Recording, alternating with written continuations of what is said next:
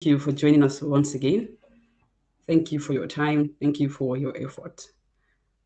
And thank you, Bisola, for this opportunity to have you on the Family Hub to talk to us on living by design, how to be youthful and purposeful, O2, because we've done the first one last month. So we're doing the second one. We're hosting the second one today. Thank you, everybody, for joining us. May the Lord bless each and every one of us, and may this meeting be all that we hope it will be. That at the end of this meeting, each and every one of us will be able to go out there and live a purposeful life and live to the fullness of our design and bring God glory. That is all there is to why we are here. So, Bisola, thank you once again for joining us. I'm really honored to have you here. Can you tell us just a little about yourself, please? Okay. Good morning, everyone, and good evening. I know some people are joining from Nigeria as well. A little about myself. Okay, so I like to call myself a Oh, good evening. consultant. Yeah, from Consultant, because I'm many things and not just one. I'm first a lawyer. I'm lawyer by profession. I'm a writer at heart. I've authored like 4 books. What else? I'm also venturing into the AI product development, because the world is now in the AI era and you cannot afford to be left behind. So that's something I'm also, pivoting towards. And generally, if I'm to define myself in a word or two, I like to refer myself as an L&D enthusiast. L is for learning, and then I say do is for doing, because I'm someone that, I don't only learn, I also go out there and, I execute. I'm a 10 times executor. I'm as thorough with learning as I am with execution. So that's just a little about Abisola Olowe. Thank you very much. So I have made you the host. So if you can do the recording and then you can share the slides that you have for us, and that's it.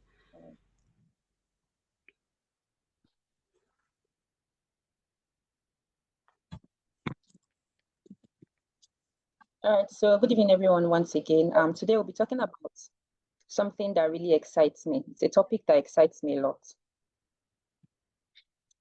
Because I'm guessing we can see my screen already. Good. So when I got this topic It's coming up. Yeah, I can see. And it says living by design, how to be useful and purposeful. I broke the topic down into 3. The first bit is living by design. So that means that, I can interpret it in 2 ways. Living by design as per, there is already a template that you have to follow. And living by design as per, you are now designing something to follow. So, let's say that you are, how best can I describe it? Okay, let me just use some of these. There's living by design where you are saying there's an external factor. Let's say a chair, right? When a creator was making a chair, he had something in mind. So of course there is a use for a chair already, right? So when you are using the chair for the reason why it was invented, that chair, just using the chair now, is existing by design. You are using it for what it was designed for, right? Now the second bit is living by design. Again, also, I won't use a chair in this instance because it's only a human being that can write down a plan and follow it and say, by this time I will do this, by this time I will do this, by this time I will do this. So that's the first bit. And then the second part is how to be youthful, right? Youthful, I have to even look at what do we classify as being a youth? Is it age? I have to look at some things like that, and then being purposeful. So these are 3 powerful things coming together. So I will start. So I'm a table shaker. I like to look at the way we, there's a way we view things at times, and it comes from the society, things that we're taught when we're small, and we just take it hook, line, and sinker. We don't really question some of these beliefs. So I'm going to start with questioning a belief, something you hear a lot. And it's something that says you can achieve anything at any age. Now, from a motivational perspective, this is very true, right? Yeah, you can achieve anything at any age. But if you look at this again, can you really achieve anything at any age? So this is the truth. The truth is that, let me minimize this. Life is like a pyramid. The older you get, the slimmer your chances, right? So the best time to be purposeful is in your youth, when you still have the energy, you have the adaptability, and you have the time to build. And I didn't understand this as well. So don't let me hijack this as if it is something that came from me. So Mm. I don't know if some of you know Cosmas Maduka. Cosmas Maduka is a billionaire. I know in a show that I was watching very, very recently. In fact, it was even after I got this topic that I was just going through YouTube and I saw this. And the guy was making an argument. They always tell this story. Once you say something about success, they always make this story, they always make this reference to KFC, that the owner started at 66. Yes. We've had people that they ran their first marathon at 60. Yes. There are stories like that. But then if you look at it again, those people are always one in 1,000. And if you are someone that you have any knowledge of statistics and numbers, you know that this is a very slim chance. So it's not like you can't make it at 60. We are not saying it's not possible. In life, there are no impossibilities. But there is an easier and there is a better time to do something. And even the Bible said that there's a time for everything. There is a time to sow, there's a time to reap. When you are doing things after those times that have already been designed, you're already kind of, will I say, you are now stretching the grace of God. So some things only happen now by grace. It's no longer in the, will I say, original setting of things. I'm being careful of my words because I know we are all spiritual people. So let me give another example. You know, God is very, very God is a very careful planner. He positioned things at certain age. For example, the chances of you getting pregnant when you are 14 is low. Just the same way the chances of you getting pregnant when you are 90 is also low. So he already gave a window. This is when this is supposed to happen. He gave us timelines for everything in life because God is a God of order. So when you are going and the time that was given for the God gave you the best of your energy, best of time, and all of that is in your youth. So you should never despise this time of your youth. And Solomon is the wisest man in the Bible. And if you go through the book of Proverbs, you will see him emphasize it a lot. This importance of your youth, doing things at the right time. Doing things at the right time. There is a time where if you graduate from university, everybody will clap for you and say, wow, excellent. But there's a time that if you do it, it's not like it's still not a big deal. But, it would Mm. have just been sweeter if you did it at a particular time. So paying attention to time and season is one of the first symbol of very wise men. So yeah. So I said, remember, there are actually age advantage to certain things you want to do. You can't erase it. Your energy, your your time, your resources, they come at like a particular time. And this particular myth of, oh, you can do anything at any time. I had to debunk it even using interesting statistics. I said, okay, for example, so I was reading a book by Erickson. So Erickson is the author that everybody always reference when it comes to this thing. Erickson have studied experts, people that are best in everything. He has looked at the best footballers, he has looked at the best musicians, all the people that we called world class, the Beyoncés, the best of the best in different fields. He looked at all of them. And this was what he observed. He observed that experts always start very early. In fact, most elite performers, musicians, athletes, they begin deliberate practice around age 4 to 6. The very interesting thing, even in our spiritual life. So I say interesting because I listen to Pastor Oyedepo a lot. I'm sorry, Bishop Oyedepo, and it was giving an instance. Most of the people that we would call God's generals, people that really moved generations. There, it was giving a pattern. Most of them started ministry as early as 10, 14. Like they just had a pull into those things. Some of them might not have started with ministry, like, oh, I was preaching and all, but they were building abilities that helped them in ministry. Do you understand? So that early start, it gives you an advantage. Um, let's also look at, as he also said by age 18 to 20, the gap is clear, because some of us hear this 10,000 hours thing. You understand?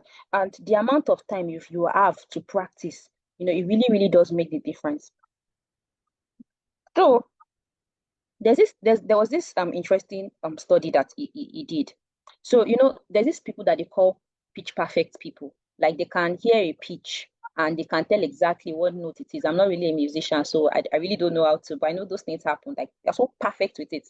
So they started doing a research, like, okay, you know, the people that are good at it, when like what make them so good at it. And the ones that they discovered was that people that started music very early, they were the ones. So the first person that had it then, is it Mozart? Yes, Mozart, the musician.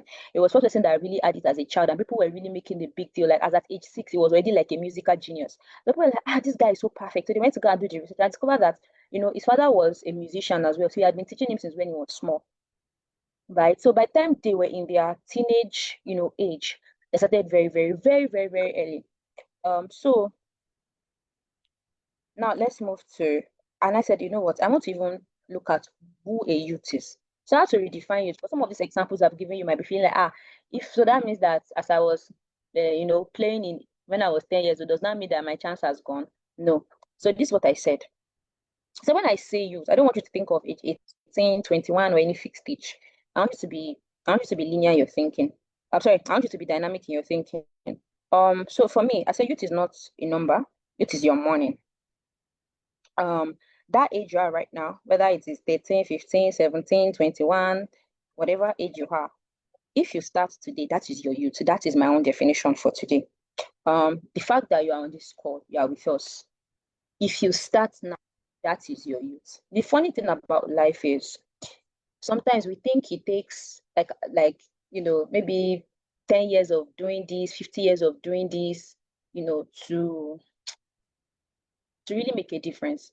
With the grace of God, of course, I know that in 2 years of being consistent, of being on the path, sometimes you make marks that are very, very, very, very you know, very deep. And I'm going to use this. There's this particular Bible verse that I read one time that really moved me.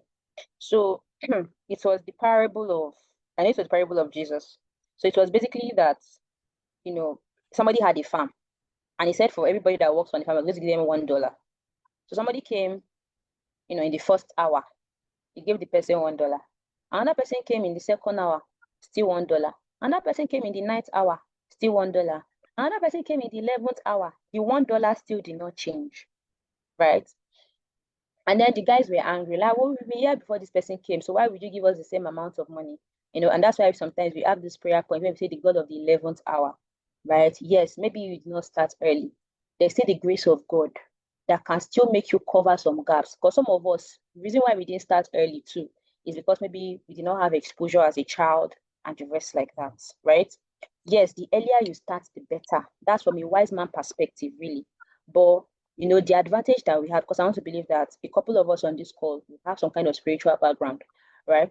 Is that we have God, and with God in your boat, that same thing that somebody that started 1 years, 2 years, and all of those things have, you can still have it, And that's why sometimes when I see my friends doing way better than I am, I always just tell myself that God is the God of 11th hours, 11th hour.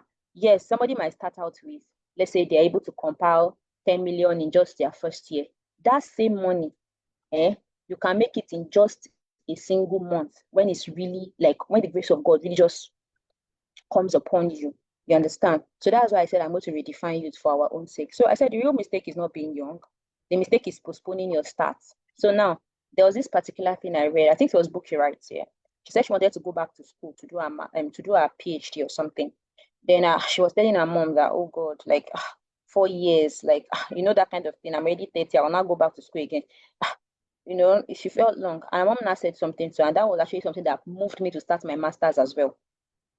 She told her bookie, right, you are going to be 40 either ways. You can be 40 and be nothing, or you can be 40 and be a doctor, like, with your PhD. And she said, wow, that really moved her. And then she did the degree. I'm not sure it's a PhD. I think it's something in financial services. I'm not really sure, but I'm just using that as because I can't really remember the exact detail. But I know that was something that really moved me. And I'm like, you know what, Abisola, you can sit down there and say, the time is going to take to build this thing. It's not easy. So for some of us, it might be going back to school to finish a degree. For some of us, it might be maybe starting in a career path. Maybe you want to learn fashion design. You might feel, oh my God, I'm already 20. If you had another 4 years of learning, when will I blow in this thing? You can as well sit down there and continue to worry about the fact that starting is going to take a lot from you, or you can as well start, right? Because you are still going to be that age you are scared of, whether you like it or not. We can't go back in age, we go forward. So you can either go forward and be somebody, and do the things that you like, or you can sit down there and feel like, oh, it's already the end of the road. It's really your choice. So yeah, I said, don't push purpose into tomorrow. The moment you begin is the moment your youth comes alive. So for us on this call, our youth is now, regardless of the age, you can still do something terrific. Is it good to start early? Yes, without that, without doubt. Yeah. And I also believe that a couple of us here, it's good to start as early as possible. Don't delay it. Don't postpone it. Don't say I will start when I finish from school. And I'll be giving you some very, very interesting things about myself as well.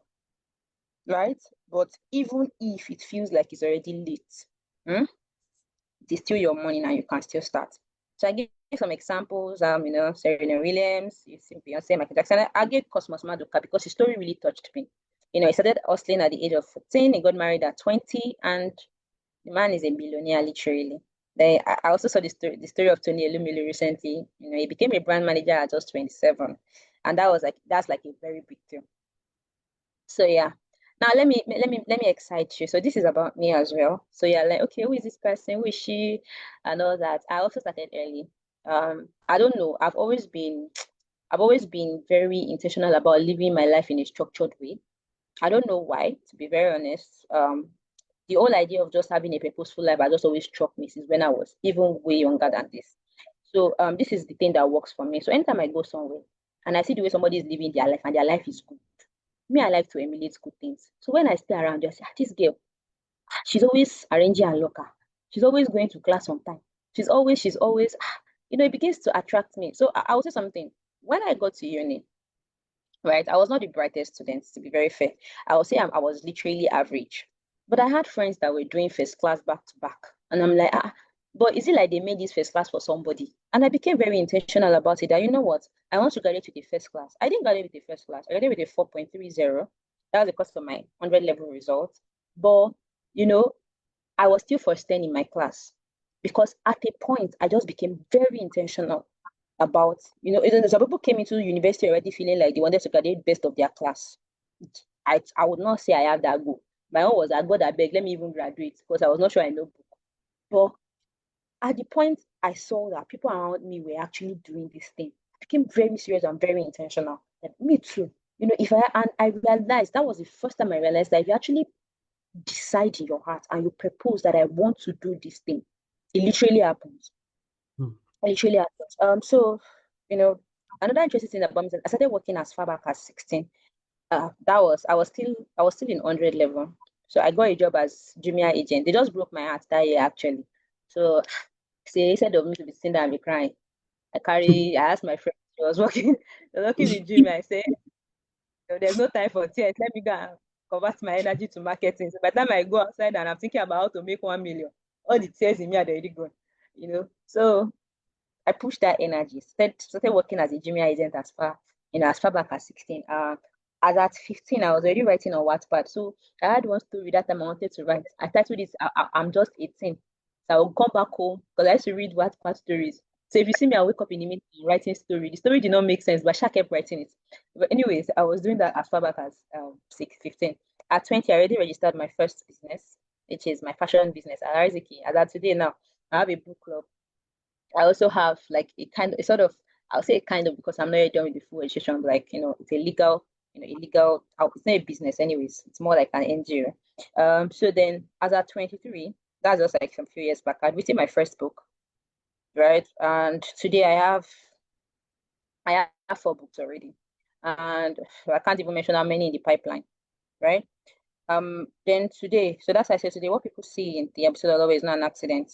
It's the result of intentionality from my youth. And through the course of this presentation, you will see some intentional things that I actually did. So I said purpose is not discovered by accident. It is cultivated early, step by step. And just before I joined this meeting, there was a quote I saw Hmm. um that really moves me greatly. I hope I remember to share it even as we go. So now I want to do this topic of purpose. When we say purpose, purpose, purpose, this is the issue I have with Christians sometimes. So that when people hear purpose, the first thing they hear is, let me go and start praying. Let me go. People would say they want to use 1 year and pray and ask God about what they want to do. I find it funny, right? And I'm not sharing this. I'm not sharing what I'm saying now from, maybe because I'm not a Christian person, right? I'm saying this even from things that I've read from the fathers of faith, because I read books from Kenneth Hagin, I read from Oyedepo, and these are things I've seen them echo. In fact, there's a particular point here that I'm sure you say this girl is from Lucifer, she's not from Jesus, because when I read that point, in fact, Papa, that's Oyedepo, put it in his book. He said, that if some people read this particular chapter, they will say it's a lie, it's not a man of God again, because of this issue of purpose. So the book, the quote I saw, it said that clarity does not start, like your road does not start with, your journey does not start with clarity. It says that clarity comes with action, right?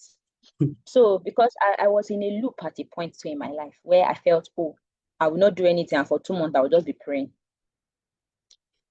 That I did that, and honestly, I just did that. Now there's another point. I was praying, but I was taking steps. And sincerely, there were points I heard God say, don't do this, stop this, maybe take this on instead. Sometimes ideas would come, sometimes directions would come, but it came in movement. It was not in staticness where you just sit down in one spot and you're just there, you're not even doing it, you're just saying you're praying, you're praying, So that's why I said on this topic of purpose, we need to be very, very careful. Very, very careful. So these are the two authors that shaped my thinking on purpose. I know if you ask people the book on purpose, most of them will give you the book of living, but I can't remember the title. Yeah, Living by a design. purpose driven life, purpose Who's driven life. living?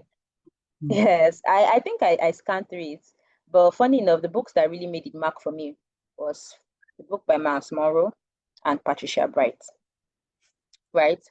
So the first thing that Masmoro did for me, he explained purpose from 3 perspectives.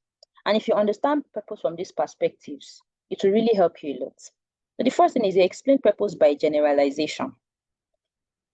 That, you know what, before you even start to say, what is Olowe here for? There is a general purpose that God has told all of us. Why he created human beings, right? He created us, to give him glory. He already gave it when he was creating people. So when between human beings in Genesis, there was already a reason. We are here because we are here to glorify God. Anything outside that is not your purpose. If whatever it is that you are doing is not glorifying God, and that's why I said, let your light so shine before men that they might glorify your Father in heaven. So the first point of knowing that you're not operating in purpose is that you are the one taking the glory and not God. In all honesty. So I read books a lot here, and there's some very interesting authors. You have authors like Robertson Davis and then Rena Maria. And one thing that they said that struck me the most, like it struck me so much, is that each of these authors, whenever they are saying read a lot, because that's the advice. If you want to become a writer, you must read a lot. They always say that read your Bible. That thing baffles me. Like, why do they always reference the Bible? You know what is so amazing? Almost everything that you see in this world, they were influenced by the Bible one way or the other.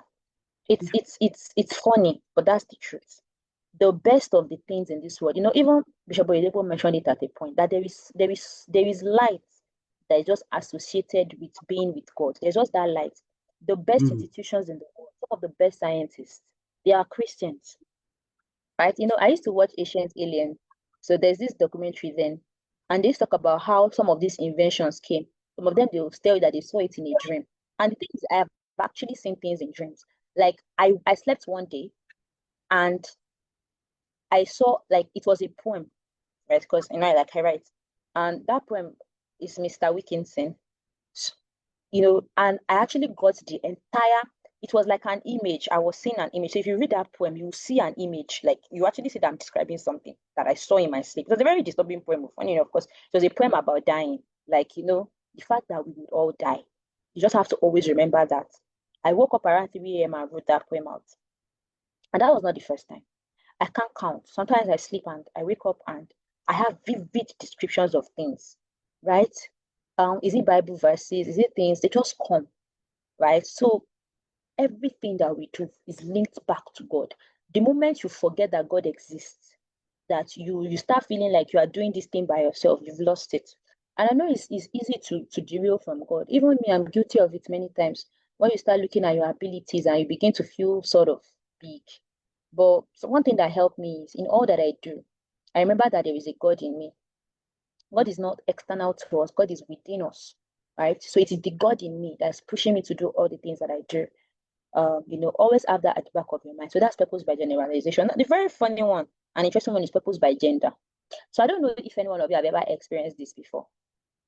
If you have a male friend and a female friend, who is a better helper? So I'll tell something. And I have a male friend then when we're in uni.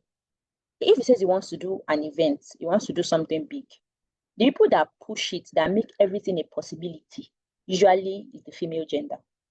We are good at help. If a woman supports you, forget relationship context. If a woman supports you, we stand with people like, the vein in your neck. We hold that thing. We are pillars. So there is that thing, women's spirit. And, even I started saying it at a point to my friends. I said, I've come to this realization that without women, actually, men struggle. I see it too well. It's not even husband or whatever. I don't know how those other gender do it, but they can't really exist without women. I'm not saying this in a pompous way or something, but I observed it. Most men, it was until the wife came, that there was really some sort of clarity to the path more than he had before. Because without women, men sometimes they can't be comfortable. Like, is a man, he does not, okay, let's say for example, if it's not that you're trying to maybe, make your wife comfortable, a lot of men can do it just two clothes and sleeping in any random place they see. But because of women, they try to, provide more comfort. Most of the men that are working so hard, if you ask them why they are working so hard, it's for my family, they will say. And who brings the family? It's the woman. Now, even if you leave that, side, I always say that there's also something, the Bible says that he who finds a wife finds favor from the Lord. It is so true. It is so, so true because women naturally carries favor. Now, let there be a rich man in your life, right? Like as a guy that maybe probably does not just want to do something for you.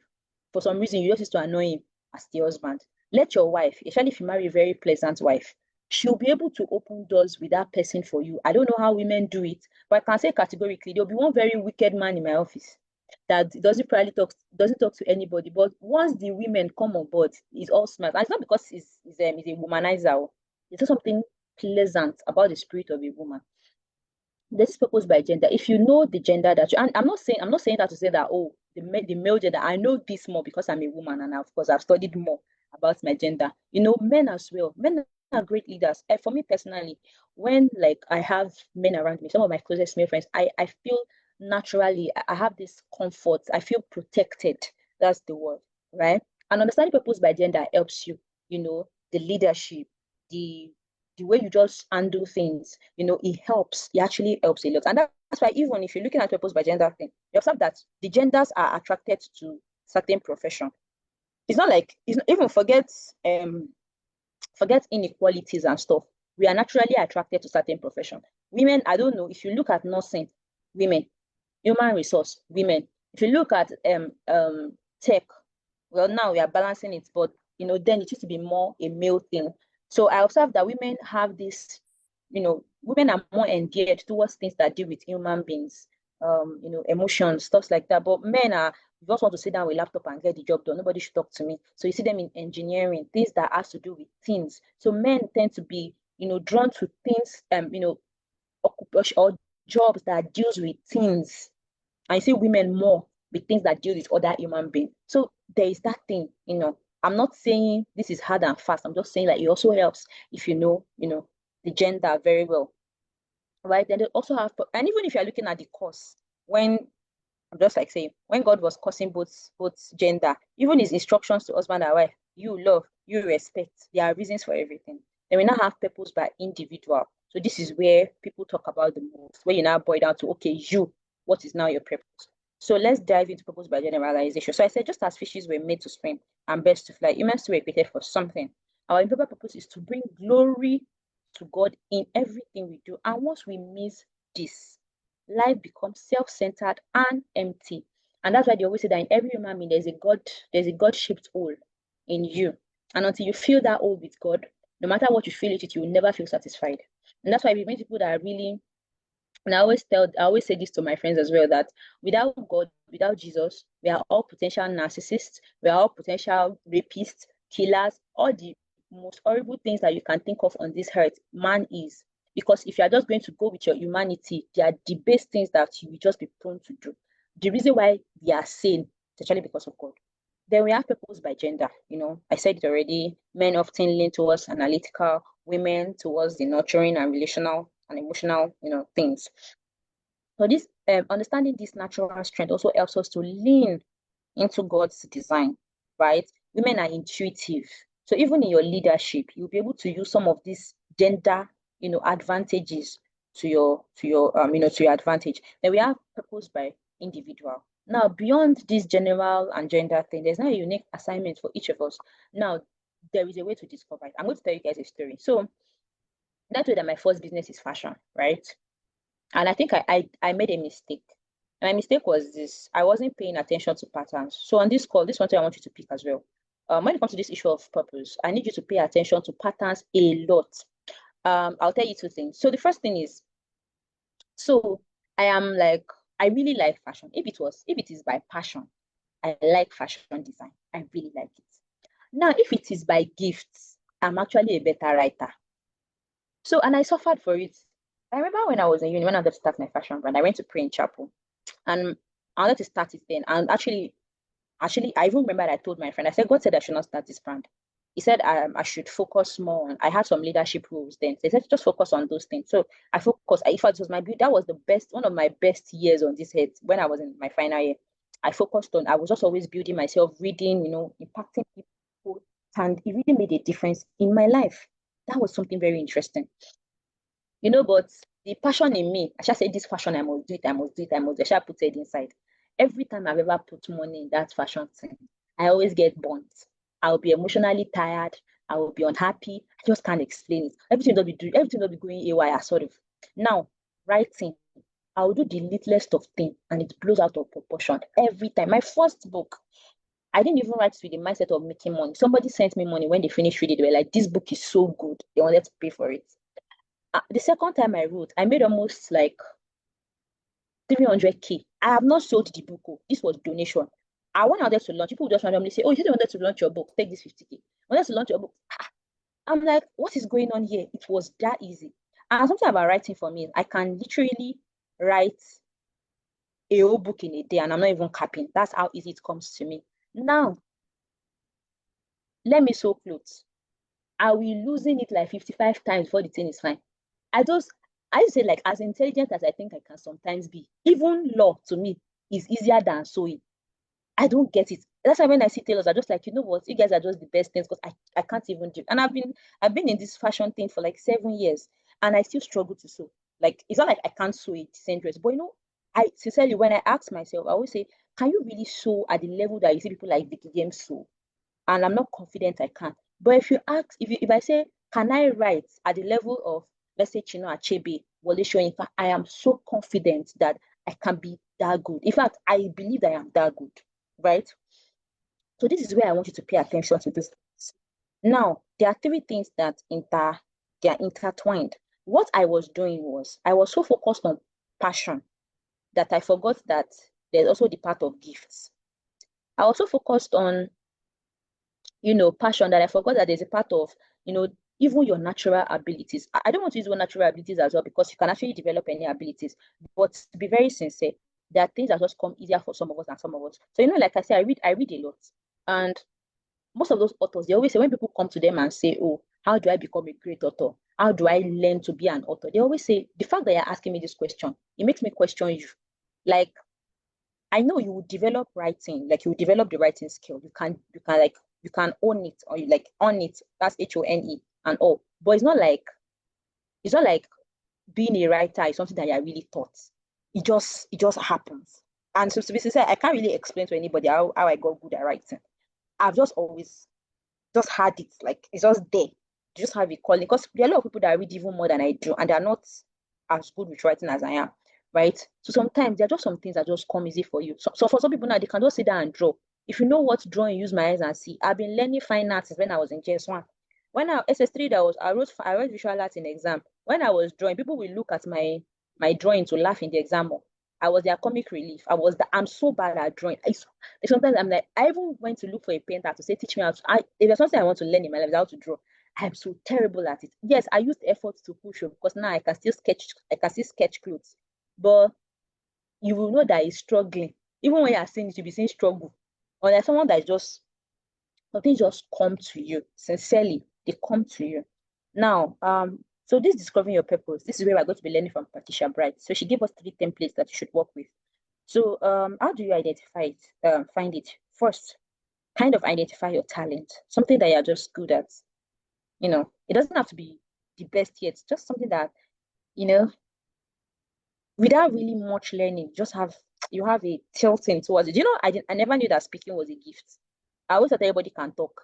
But apparently, speaking is a gift. The fact that you can collate your thought and speak accurately, apparently, is a gift. If you observe from the way I've been talking so far, I've not really used a lot of filler words like Some people can't speak to you for 10 minutes without using so much filler words, right? And I would not say that I really had the best English background per se. It just comes, right?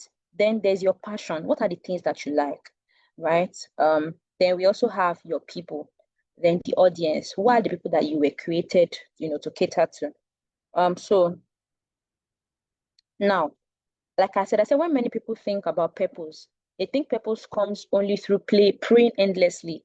They pray and then they do nothing. And this was something that Jobo Idepo said in one of his books. He said, except ministry that's often called sincerely, you can find what interests you, pray and then start, and God will bless the work of your hands. I really hold this there to me because at a point, I always felt like I was supposed to hear a voice in the bush that would say, Abisola, Abisola, you are called to be a lawyer, I said, God respects our choices. Ministry is the only thing that you can't just go and start and say, oh, yeah, there has to be those spiritual signs and all because it's not something that you can do with your ordinary eyes, right? So even if you are here, you're not really sure. I can tell you that you can start, find what interests you, something that you just like, pray and start it. It's really that simple. It's like you pick something and you commit to it. You have people like Cosmas Maduka, when they tell their stories, not like they heard the voice. If I asked my boss is a pastor. Sorry, my mentor is a pastor and he's doing so well. So I said, when you wanted to choose a career, did you do one fasting and prayer and you heard one voice in the bush? She said, to be honest, he didn't. He just said, okay, I like this thing, right? I think I'm good at it. He prayed and he started. And it's been a jolly ride from there. There are very few people in this life that really heard the voice in the bush that said, oh yeah, this is your calling, go and do it. Because sometimes I feel like we wait a lot. Some people even gonna be disturbing their pastor. Pastor, there's even this funny thing they do. So there was one time when I was learning how to sew, this person that was saying that, oh, they used to go and check something. All these churches that they used to check. I don't very, very diabolical things. They will go and check and then they told her that she's in her destiny supposed to be selling she's supposed to be selling water. So I say, so if this person now eventually starts selling water and did not make it in life, now who do you now blame? Do you get people that will go to church and they'll say, oh yeah, your destiny is that you'll be selling oprika if you now go and start selling it? I mean, well, if you really trust somebody else, it's your destiny that much. But it doesn't always work like that. So this is what I said is your talents discovery tip. So the first thing is start with what you do well. What do you do well? If nothing stands out, pick a part, practice until you gain an edge. Body comes fully packaged from heaven. The best simply practice till they became better. It's really that simple. Now, discover your passion. Talent is not enough. You need passion. And the reason why I said you need passion is because what will you keep doing even if nobody paid you? Right? Passion keeps you going on hard days. When motivation fades, but love for the craft will sustain you, right? It's not like I'm really earning a lot from writing, but as I am like this, I would do anything for you to read my book. I know how many people have given books for free, my books that are paid. You know what? I just want you to read it. I like it that much. I can do, in fact, my friend has to come at the point to say, you know what, from a financial perspective, if you keep going with your passion, you will never make money from writing because you won't just give the book out. I'm so happy. I want everybody to read it. Right? If you ask me, between making money and all that, and the impact, the influence that comes, I want to just pour and pour and pour. You understand? And then discovering your people. So I say purpose is not like isolated. You're always sent to someone, you know. I find those people, start connecting with them, start building relationships with them. So for example, I have a book club because I'm called to write and people will need to read. So I put those people together, those people that share, the passion for reading. And my book is actually the first book you read before you join my book club. So that's it. So when you connect your talent, your passion. So when you want to pick that purpose, these three things will connect together: the talent, the passion, and the purpose. That sweet spot, that middle zone is what we call purpose. I say this is your compass. This is the reason you were born. So I'm going to leave you with this. I'm already rounding up. When I was 18 years old, I went to a counselor and I told him, you know what, I want to organize my life. And he gave me an assignment, and I'm going to give you this assignment today. So the first thing is, he said I should get a notebook. He said I should write it there. I should title it My Life, the book of my life. And he said I should write down what I want to achieve in the next 5 years. And a very exciting thing for me, when I look back, all the things I actually wrote down, I'm I'm living in that reality now. So he said I should write it down in pencil because life evolves and those goals may change. So divide it into like 7 key areas: your health, and your finance, your career, and your relationship, and your spiritual life, and your personal growth. Everything that you want to do, put it down in that book. And for each area, write the improvement you want to see. Right? So because Maduka said, as at 14, he decided that he was going to be a billionaire by 20, I think he said 23 or 20. Yeah, I said 20. Yeah, he said he was going to become a millionaire. So a millionaire by 23. That he was going to marry at 20 and that he was going to get his first building at 18. No, he's going to pack into a 3-bedroom flat by 18. And all those things happened. He married just somewhere around 20. He even said he was going to give birth to his first son 21. But he said, God quickly give them a child, But actually at 22, he became a millionaire. And that was when he made his first $1,000. You can read it, you can read such stories, write down. It's nice, plan your life. So in my book, I wrote that I was going to graduate from school at 20, which I did. I wrote that I was going to become a lawyer at 23, which I did. So I said I was going to, get my master's, which I'm currently getting. The funny thing was, at the point, I even let go of the master's dream. But I feel like when you write things down, when you say this is what I want, sometimes it does happen. In fact, the current place that I work, I remember that I'd gone there from few years back to visit a friend. And I said, I would like to work in an office like this. I didn't know what the company was doing. I didn't know. And today I work there. So write down. So these books, and please, when you want to write it, don't write, I want to. Write it in present. I am. So I am the best writer. I have, write your book like you're writing your testimonies. Be very intentional about your wordings because all these things you already have. It is just the manifestation that you're waiting for. So now I'm going to leave you with this. I say I want you to understand something today about purpose. Whenever you are asked, who are you? Never answer with what you do. Don't say, oh, I'm a lawyer, I'm an author. And that's why when I was rounding up my tell me about yourself thing, I said who I am. I say I am a learner and a doer. That's the identity I've come to hold on to. So regardless of whatever it is that I am doing, Abisola Olowe is a learner and a doer, and I perform excellently at everything that I do. In fact, there are some other people I always put I'm spirit. I am a spirit, and this is the spirit that is in me, learning and doing. I perform excellently. I learn at a very high rate, So I said in all of this, who you are becoming to matter. So I said purpose is not found in titles or positions. It is an identity. You need to know who are you. So I'm asking you, as we're rounding up today, who are you? What is the identity that you want to carry? Thank you. Over to you.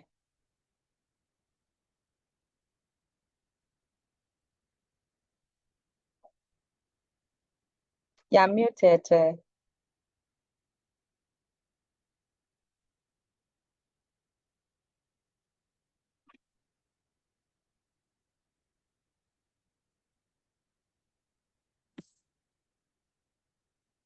Can you hear me? Yes, we can hear you. Thank you very much. Thank you so much. Like I was able to write down a lot, a lot, a lot, a lot. Thank you so much. Thank you for your time, and thank you everybody for joining us. This is wonderful. Like you exceeded my expectation. And do we have questions from Zoom or Facebook before we round up, please? Before we recap everything we've learned so far and then we round up. Do we have questions on Facebook or Zoom? We have people joining us on Facebook.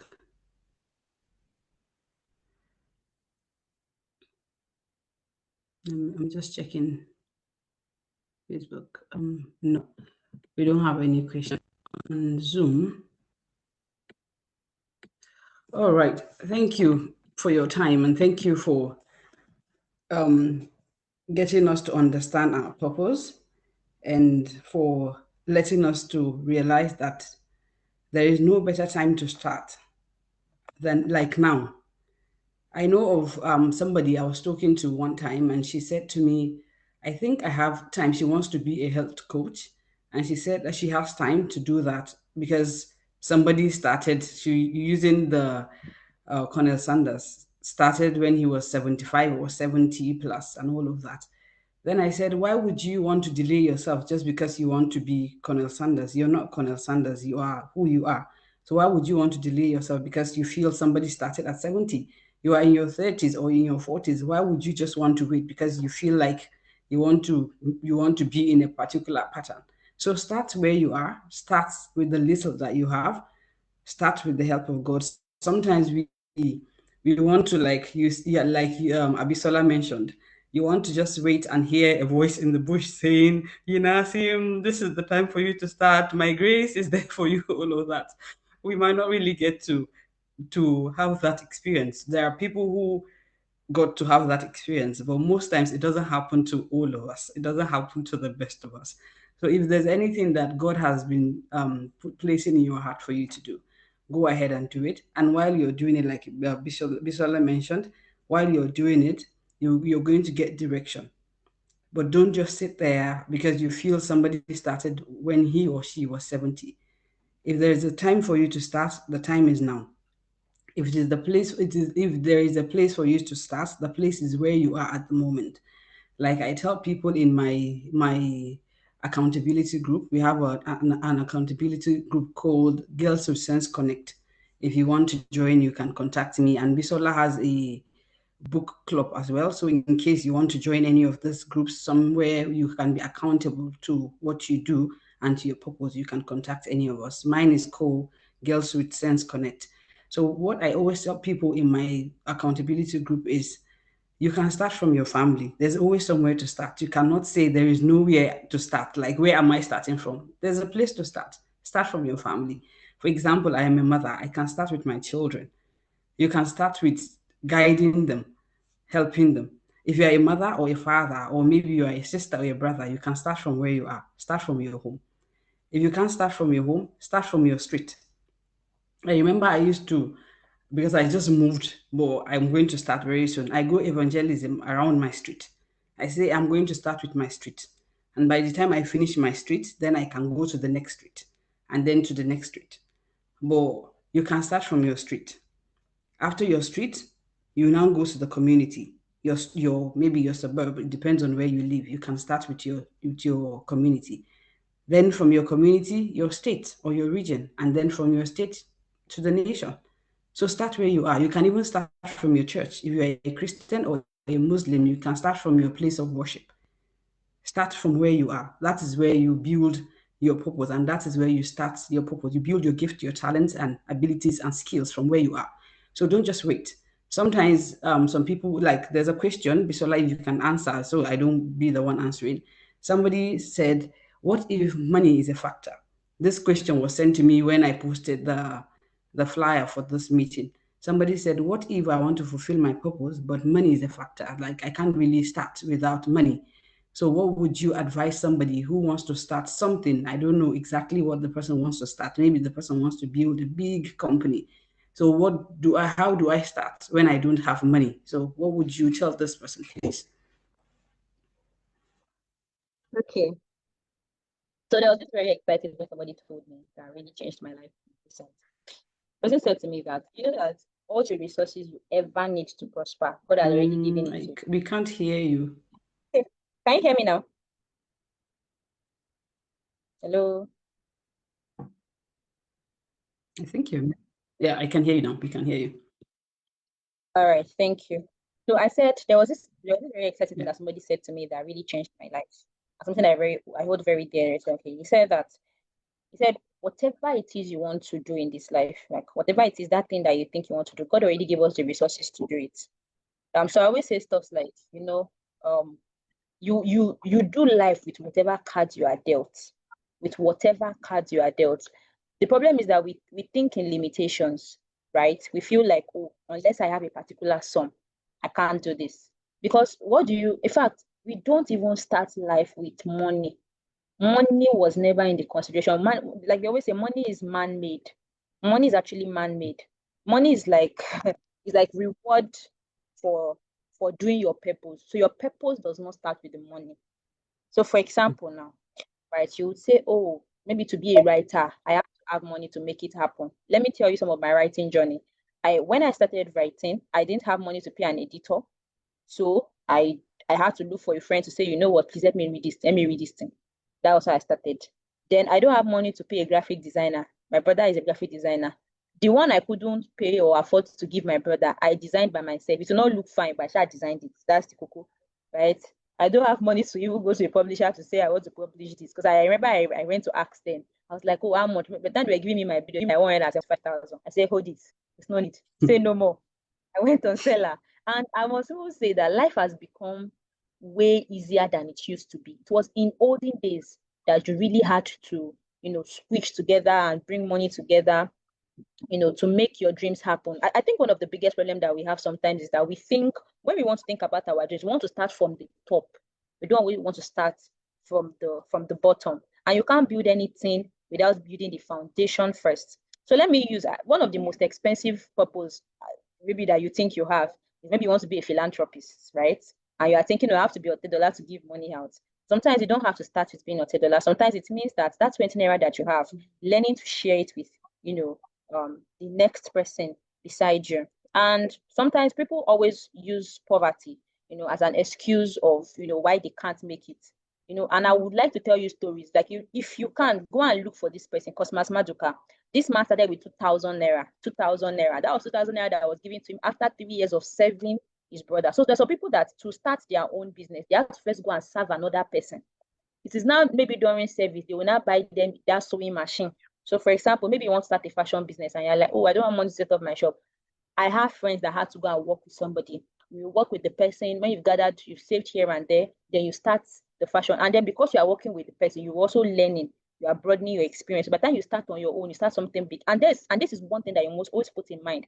Especially people that always feel like, oh, I'll just go and meet somebody and say, please come and give me money, and they'll give you money. You need to realize that before somebody can give you money, you must even show track record that you're a serious-minded fellow. Nobody is going to give you money when they've not seen what you've done. So it is, you have to, it's like drinking water out of rock. That's what it takes to achieve what you want to do. There would not be all the resources like the way you feel like there would, but that's to materialize. And I would leave you with this one thing, right? It's a very big practice. If you can do it well, it changes everything. So the spiritual practice, they call it manifestations. Yeah, write down what you want. This is the life I want to live. Write it out. Read it every morning and every night. You don't have to see it materialize. You don't even know how it's going to materialize. Just keep telling yourself, I am going to do this. I am going to do this. Read it every day, every day, every day. You see, one day, out of thin air, that resources, like especially when you are really committed towards working towards that thing, you have to be obsessive about your goals and that purpose. I want to do this. When I wanted to do fashion design, yeah, they are just stories for days. I didn't have the money. And I wanted to register it, and I wanted to sue, I wanted to do everything. So I would sit down and say, how can I make this thing happen? How can I make this thing happen? In my deliberation, I started saying, I can pay people half. So I'll tell the lawyer, you know what, I'll give you 10K. You just start first. I don't know how I'm going to balance him, right? So I sew one clothes. I did not even have phone to snap it. And my phone wasn't that good. I have to go to, I met one friend then that was using iPhone 16. I think iPhone 12 or thereabout. I have to go to his house to take the picture. Then I'll quickly, I just made do with what I had, right? So, I'll just say start wherever you are. There's always something to start with. There would always be something to start with. In fact, once you have time, you have energy, you have everything you already need to start. You have everything you already need to start. That's just the truth. Okay. Hmm. Thank you. Thank you very much. Yes. Once you have energy and you have time, that is where you should start from. So don't wait until you hear the voice, the still small voice calling your name and telling you to start. Start where you are. Start from your home. Start from your kitchen. Start from the lounge. Start from your school. Start from your class. If you want to be a public speaker, you can start from talking in your class. You can come to the front of your class and talk to your mates. You can start from where you are. And I think there are no questions on Facebook or Zoom. So just to recap from my end here before Bisola is going to close, Bisola encourage each and every one of us that youth is any age. Youth is not a number. Youth is your morning. So where you are at this stage in your life, that is your youth. It is not when you are 50 or 60 or 70. It is where you are at the moment. You're 23, you're 25, you're 15, you're 16. That is your youth. So start where you are. Seriously, like I tell people, you start now and make the mistake and get it out of the way instead of regretting in the future. I don't want to be 70 and then I start regretting that, oh, I wanted to bring people on Facebook or Zoom to talk to them, to encourage them to live the life that God has proposed for them. And then I don't do it because I'm waiting to have lights. I'm waiting to have a studio. I'm waiting to be able to buy those beautiful clothes to be able to do it. I don't want to live my life like that and then I end up regretting. I'm going to start where I am, whether it is convenient or not. Start where you are. You don't have to. Money is the last thing you should be. Money should be the last thing that should be your problem and hindrance to you starting. And also, Bisola mentioned that the real mistake is not being young. It is postponing your start. It is you postponing where to start. It is not the issue that you're young. Like somebody said, oh, but then the pressure is too much. People are telling us to do this, to do that. I am just a young person. And I said, did Jesus not start when he was 12? And if we call ourselves, we say, oh, I'm the life of, I'm the what that we normally say, I'm the child of God, I'm spiritual and everything. And so you call yourself a child of God. You've been called out of every tribe and every tongue. You've been your high priesthood, all of those things that we normally affirm ourselves.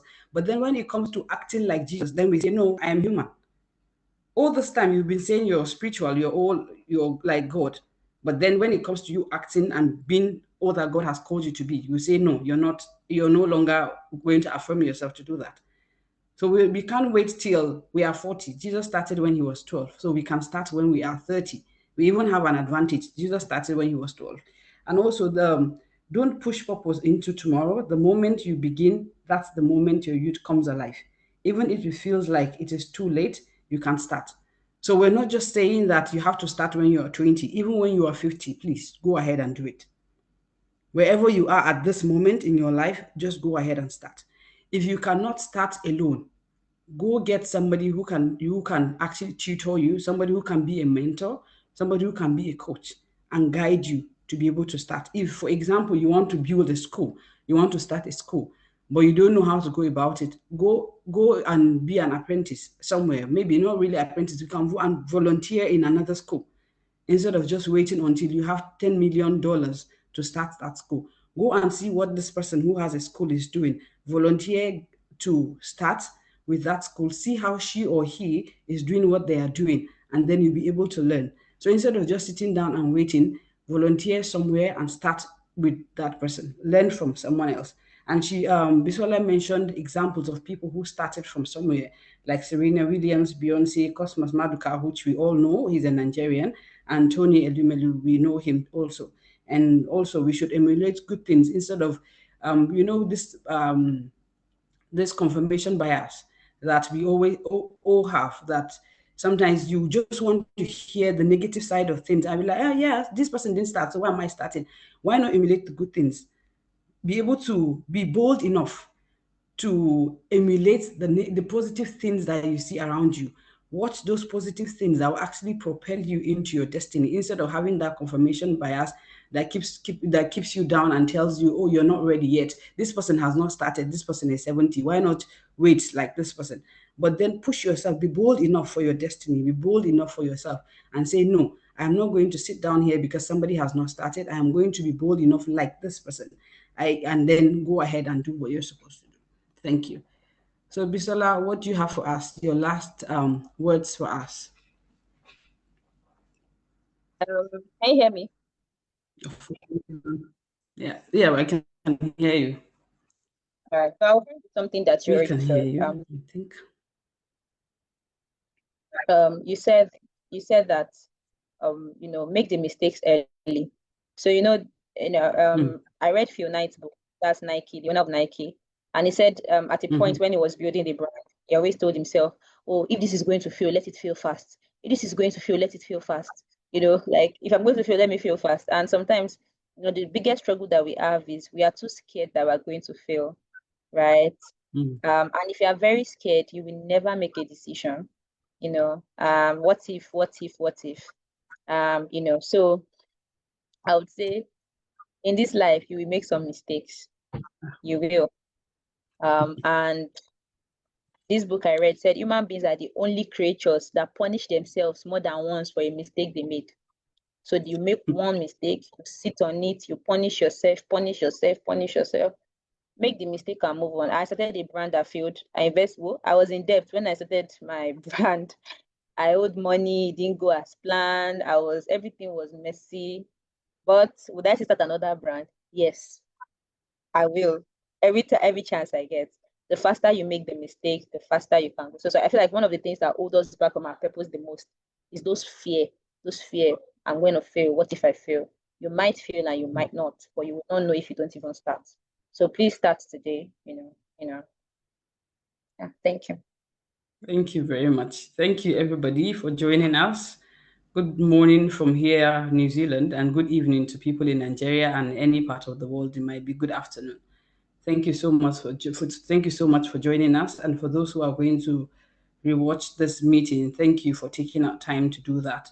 May the Lord bless each and every one of us, and may we go out there to fulfill our destiny without shying away from all that God has called us to be. Let's be bold enough for our dreams. Let's be bold enough for our gifts, our talents, and our purpose. We can do it. I always say, with your hands, your heart, and your head under God, you will succeed.